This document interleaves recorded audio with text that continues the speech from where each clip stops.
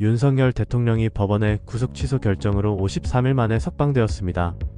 대통령 측은 즉각 입장을 발표하며 이제 조작과 허위의 시간은 끝났으며 내란죄로 몰아간 음모를 철저히 파헤쳐야 할 때라고 강조했습니다.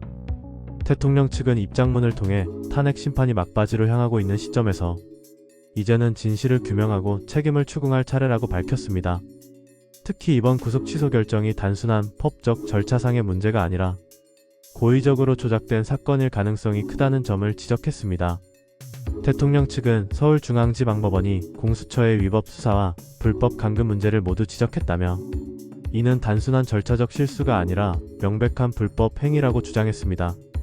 법원의 판단에 따르면 공수처는 수사권이 없음에도 불구하고 대통령을 구속했고 구속기간이 만료된 이후에도 불법적으로 감금했다는 점이 인정되었습니다.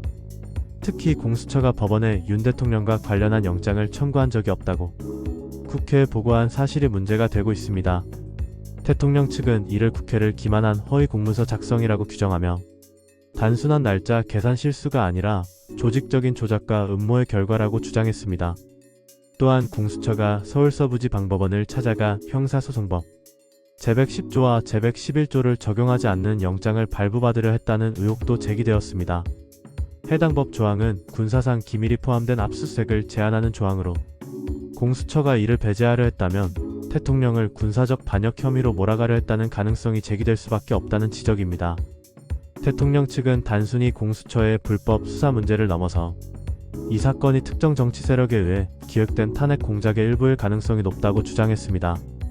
특히 홍장원 전 국정원 1차장과 곽종근 전 육군 특수전사령관이 더불어민주당과 접촉한 후 허위 진술을 하면서 내란죄 혐의를 조작했다는 의혹이 강하게 제기되고 있습니다.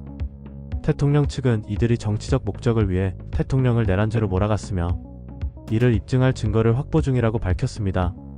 윤 대통령 측은 이제부터는 진상규명의 시간이라며 조작과 음모의 배후를 밝혀내기 위해 법적 대응을 강화할 방침을 밝혔습니다. 이번 사건은 단순한 법적 다툼을 넘어 대통령을 둘러싼 정치적 공방이 본격적인 국면으로 접어들었음을 의미합니다.